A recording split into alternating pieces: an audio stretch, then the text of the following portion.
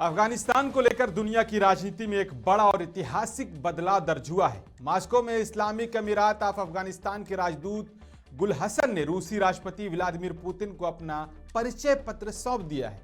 इसके साथ ही रूस आधिकारिक तौर पर इस्लामिक अमीरात ऑफ अफगानिस्तान को मान्यता देने वाला पहला देश बन गया है।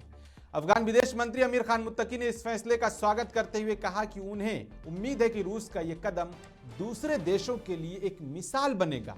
गौर करने वाली बात यह है कि रूसी राष्ट्रपति व्लादिमीर पुतिन पहले ही तालिबान को आतंकवाद के खिलाफ लड़ाई में एक सहयोगी बता चुके हैं।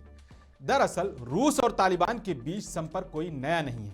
तालिबान के प्रतिनिधि 2018 से ही वार्ता के लिए मास्को जाते रहे हैं, यानी ये रिश्ता पर्दे के पीछे काफी पहले से आकार ले रहा था।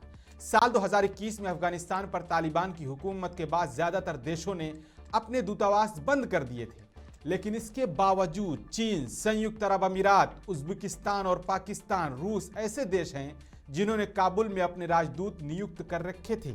इस खबर पर आपकी क्या राय है? अब अपनी राय जरूर बताएं और हाँ, मुंसिफ टीवी को फॉलो और सब्सक्राइब करना हरगिज न भूलें।